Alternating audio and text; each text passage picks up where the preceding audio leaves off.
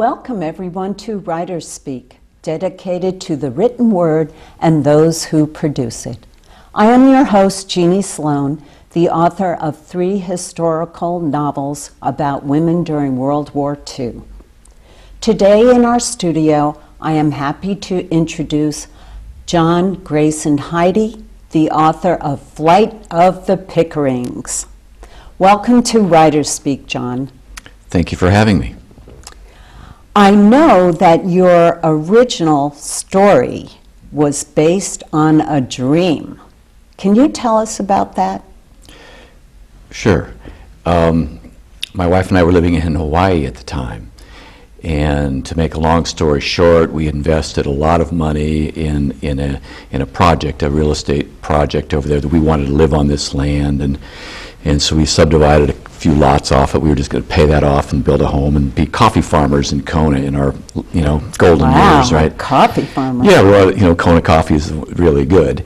Yeah. And we just fell in love. And anyway, it didn't work out, and we lost all our money. And in the process of doing all that, I was watching my life unravel, my dreams, go down the toilet, and I was getting rather grumpy, let's put it that way.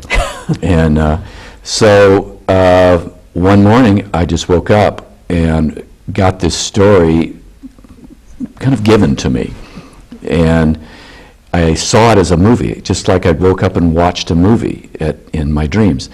And I woke up my wife and she said, "Wow, that's quite a story, and you ought to write that." And I went, "Yeah, sure," because I wasn't a writer at that point. But the story wouldn't let go. It just kept staying in my consciousness, and our friends heard about it, and they urged me to write it. And so, a few weeks later, I sort of started pecking it on the computer, and the process of writing helped turn my energies around and refocused my life in a better way, and it helped me just to learn the craft of writing in the midst of everything, and when we moved back to California, I kept pecking away at it, and matter of fact, pecked away at it for 8 years. Wow. Many rewrites as I learned how to write, and threw it out and start over again. And you're an author, you know how that goes. Yeah, it's all about rewriting. It's all about rewriting, exactly. So anyway, that was the genesis, and happy to say, it finally got to the point where I was happy with it, and kind of came out with it this year. Well, writing does give you a separate new life apart from your real everyday life, and that's what's really fun about it. It is fun, isn't it? That's what kept me going. Mm-hmm. Because now I that you believe mention that. it, because Yeah. it was fun. It was fun to do it. If it was a drag, and I didn't love the story, the story of the Pickerings, if I didn't love that, and wasn't having fun, I wouldn't have done it. It just would have been too hard. And what I find really amazing about the Flight of the Pickerings is that there are humorous parts when this is quite a serious subject about the end of life. And I thought that is not that easy to do, and that's what makes your book very original. Yeah, thanks.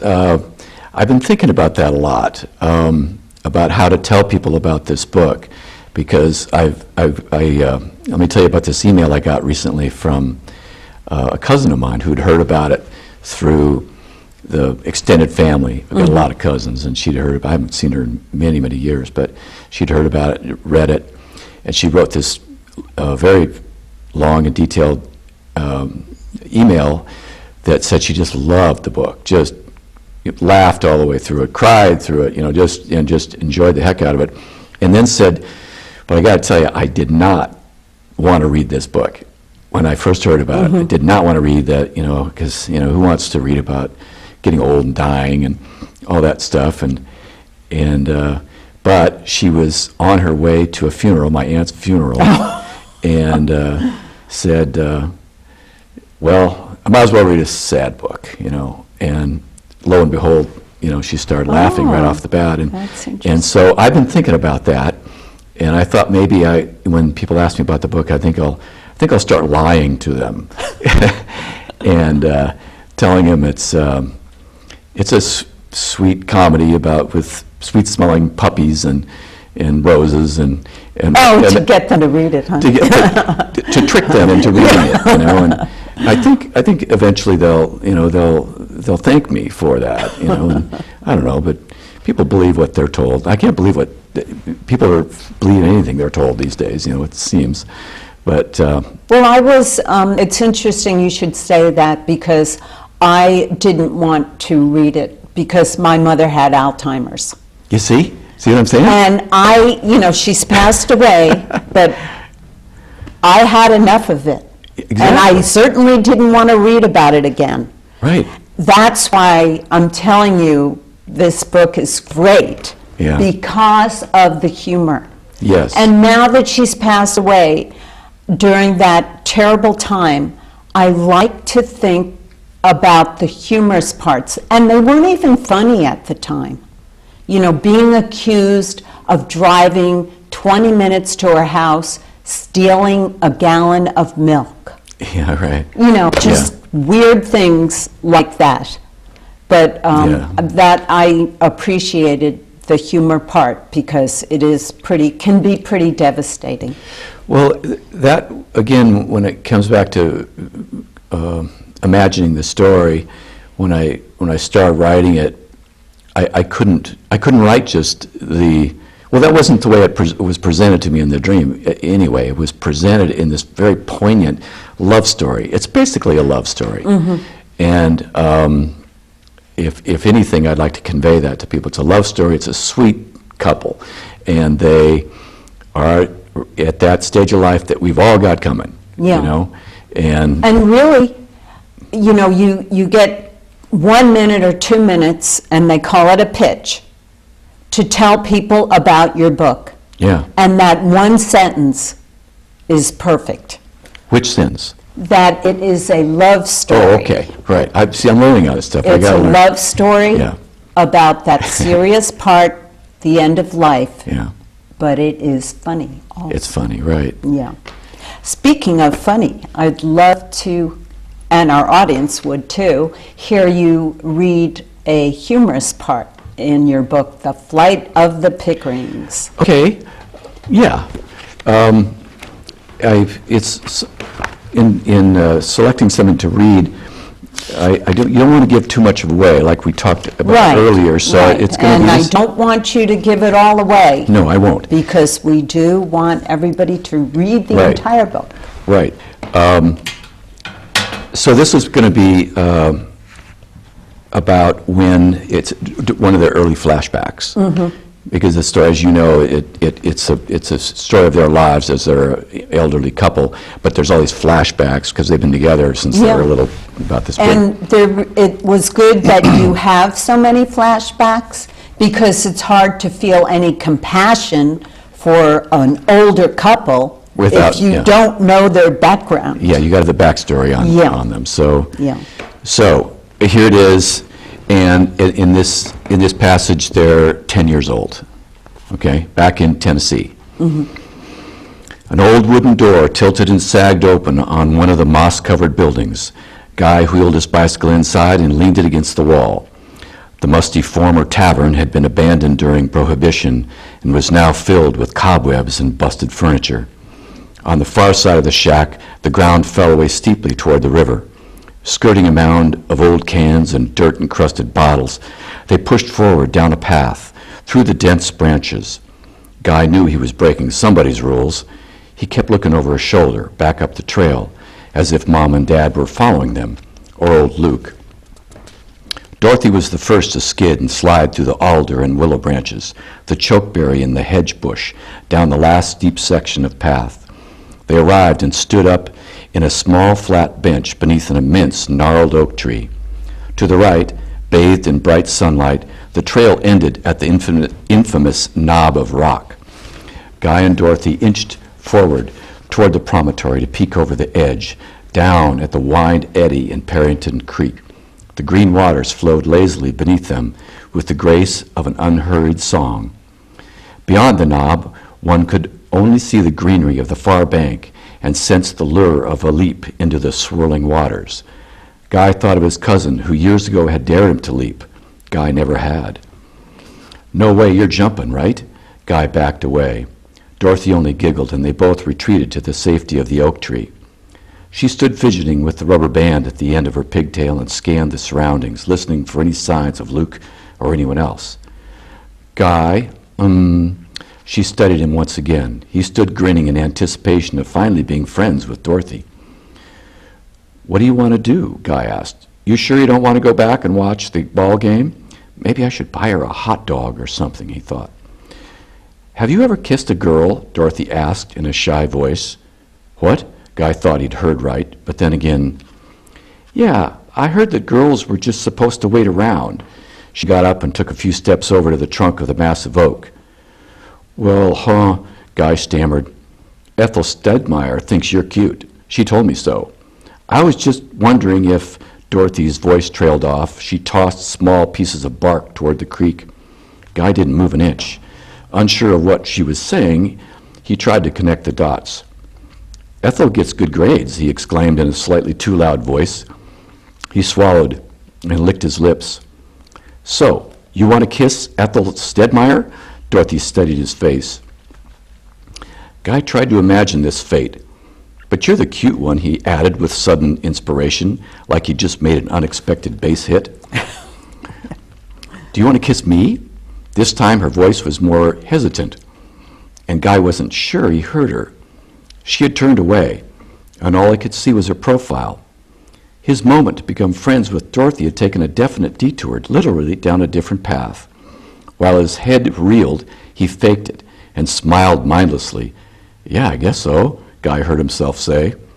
He watched fascinated as she turned toward him again, this time with both eyebrows raised in dangerous anticipation.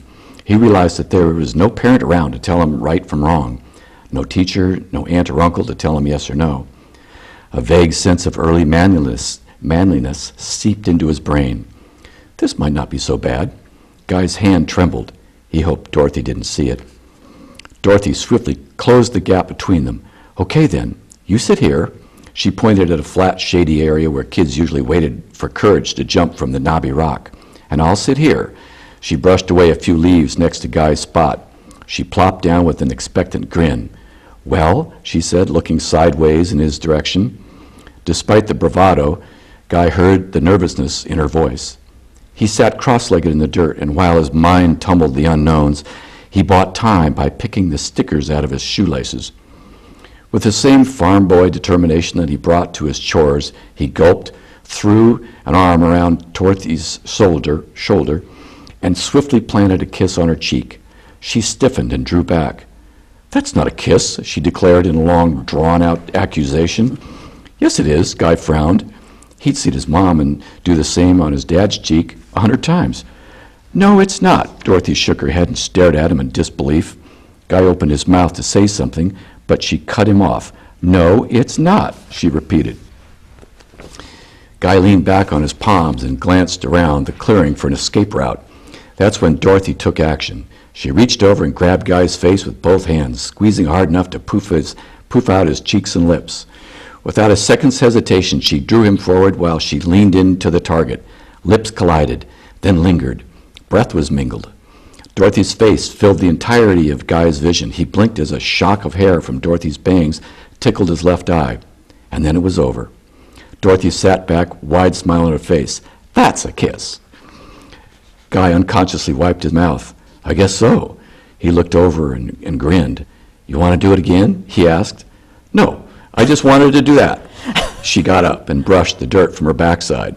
Guy sprang up beside her. She was done, and with the innocent blush of guilt and exhilaration, she pointed her thumb in the direction of the trail to the outside world, beyond the green oak umbrella that had served as the setting for this awkward, time-honored rite of passage. "I should go," she whispered. Great description. I'm glad you read that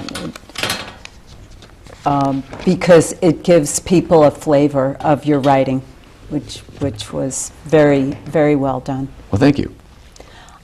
Your characters appear very real to life when you read about them, which is a good sign of a good author. Are they people you do know?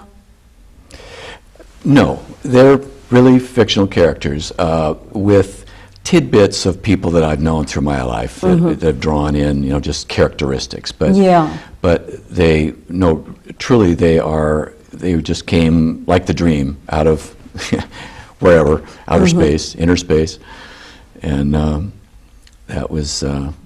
But it was a pleasure kind of getting to know them and craft them, because they're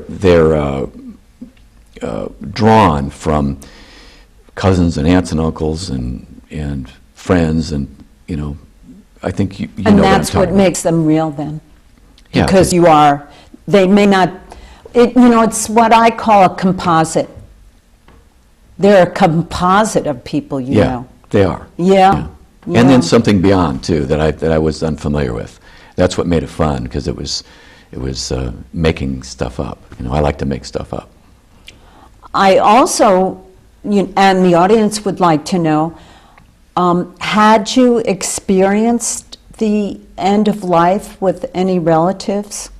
Yeah, my mom and dad both passed away in this last decade, and at 96 and 97, and they both, of course, had issues at the end, different issues, but nonetheless, they went through those end of life, issues, and the family was around them a lot, and so it wasn't, again, it's not the same as in the book, but it was familiar to me. Yeah.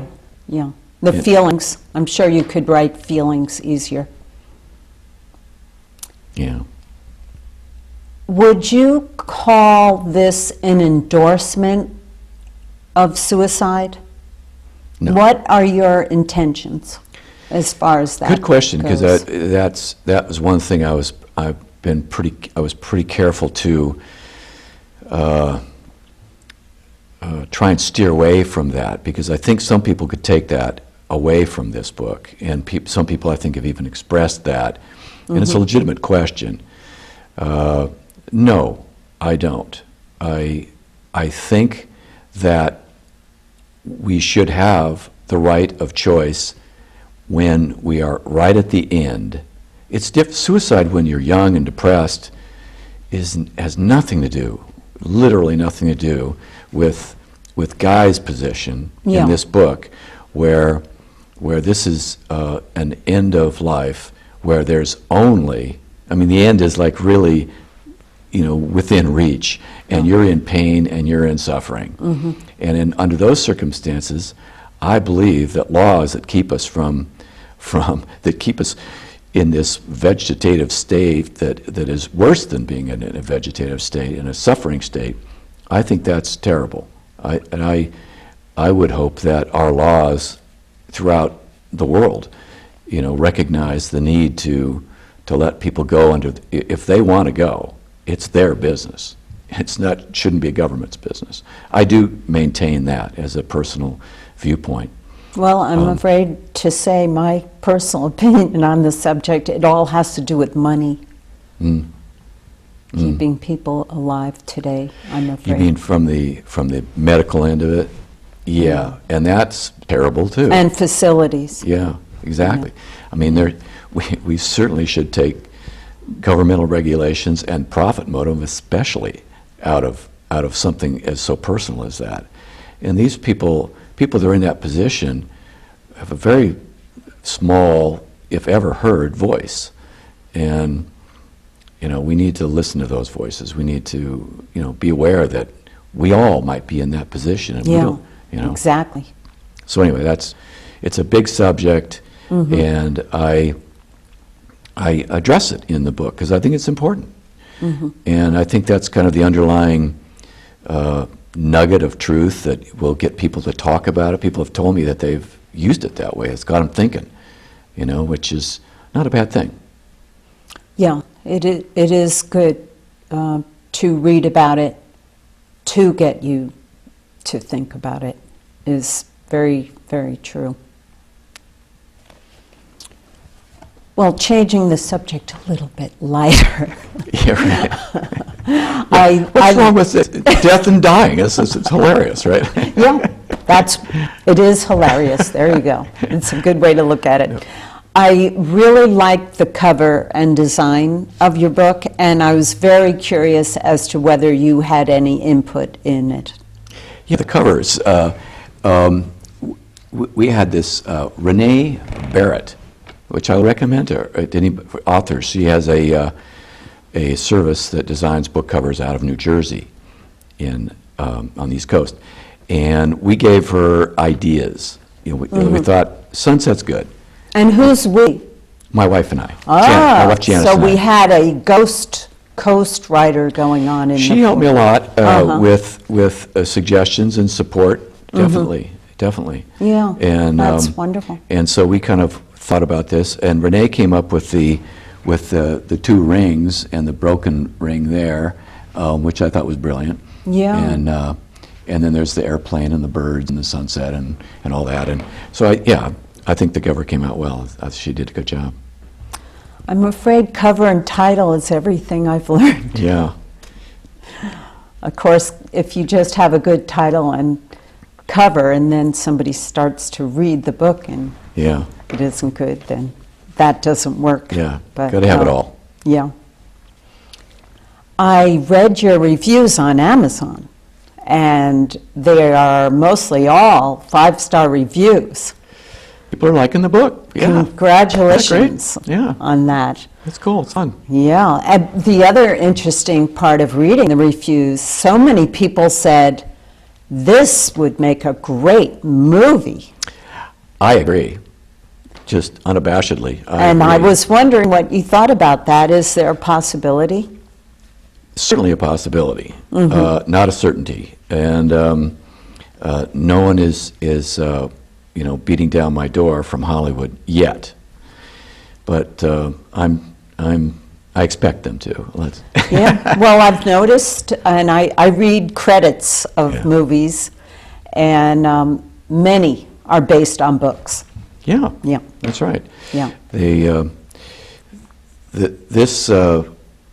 I think part of the reason is that you can see it when you read it as a movie is that I learned how to write screenplays. After the 20th revision of the book, I wasn't getting anywhere with it, and I couldn't get any agents interested in it. And I thought, well, why don't? And I always wanted it to be a movie, so I started taking classes in screenplay writing, and I'm buying books and bought screenplay writing software, and just really devoted myself to learning the script writing, and adapted this into a screenplay. The Flight of the Pickerings into a screenplay. Entered it into the Nichols competition, which is the big one out of Hollywood, the big best one in the world. Did make the quarterfinals, which was a feather in my cap. And then the next year didn't qualify, so I sort of gave up on it. And then I went back to the book and thought I'd really make the book as good as I could. But I guess what I want to say is in finishing the later drafts of the book, after learning screenplay writing, I sort of got the importance of dialogue again, learned it again, once again, the importance of succinct dialogue and crafting scenes. And so I think that screenplay writing and prose writing, they can dovetail together and they can benefit. If you know both, they can benefit from each other. That's very good to let our audience know about it. I was wondering, since you seem to have the writing bug, are you thinking of writing another novel? I am. I'm thinking about that. And it's a start and stop process. I started and then kind of got sidetracked, which is not unusual for my life. I mean, I sort of did the same thing with this book. And then recently, I in a moment of meditation, I realized, I think, why I got a quarter of the way in it and dropped it is because I didn't start it right. So now I've got an idea to how to go back and begin the whole book with another whole scene, another where you take the protagonist and their significant other and start it with that one rather than having them just reappear later. I think that'll set the flow a lot better. So anyway, I'm working on it. I'm working on another book, yeah. Great. Is it, can you give me a general... What that was about? Yeah. Oh, well, okay. Right now, it's about an aging Hollywood star. On the last day of her life, she meets her guardian angel.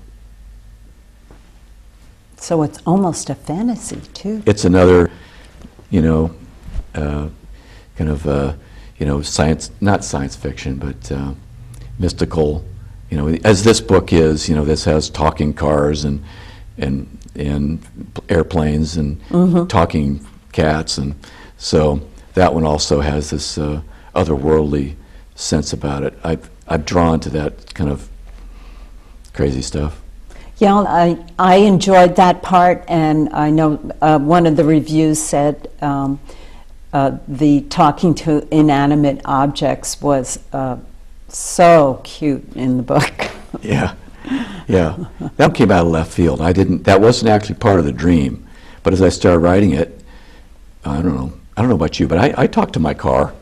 I praise it when it's running good, and I tell it it's letting me down when it's... Well, it's funny. I never have, but my best friend does all the time, and I used to think it was just a little bit too crazy for me, but I started getting used to her doing it.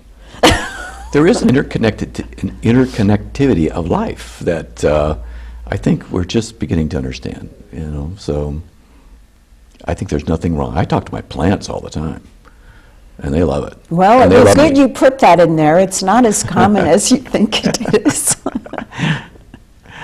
I was going to ask you what advice you'd want to give new authors, and this is your debut novel, but I know that you were writing it over an 8-year period of time. I think I know the answer, and you can tell me whether I'm right or not, but the way to craft a good novel is keep rewriting.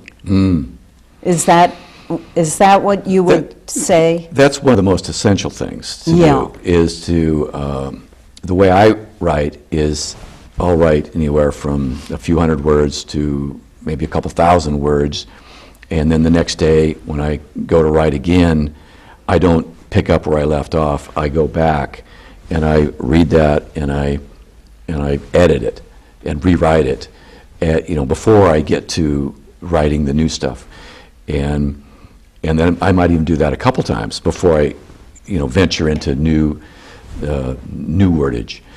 And I think that it slows the process down, obviously, but it helps groom it while you're going, because when you're writing originally, and this is something I would tell writers, let it flow. I mean, don't try and make every sentence perfect. Yeah. When you're in that zone, just it's going back to it the next day. Yeah, let it. That's what I consider rewriting. Yes. I agree with you. Yeah. You shouldn't rewrite from the get-go. No, just let it go. Let it flow. Yeah. And then that's what the next day is for. Yeah, because the first part's fun, just letting it, being creative. And having fun. Yeah. Yeah. Right. Always have fun. That would be same thing when it comes to playing music and learning and practicing it. Make sure that your practicing is fun. Do your scales, but do we want to mention your music? Oh, well, I play guitar. I've been lucky to play in a band with the same guys for over 30 years. And tell us the name of the band. Uncle Wiggly. Uncle Wiggly's Band. Yeah, it's a weird name for a rock and roll band, but somehow it stuck. And what part are you in Uncle Wiggly's I'm a rhythm guitar. The rhythm guitar. Thank you so much, John, for writing such an original, poignant book about the end of the life. Well, thank you for having me here. And again, the name of your book is The Flight of the Pickerings. It can be bought through Amazon, Copperfield's, Reader's Bookstore, and Gaia's Garden in Santa Rosa. I wish to thank our sponsors, the Sonoma County Gazette and the C Media Lab of Santa Rosa. Please join us next time for another episode of WriterSpeak.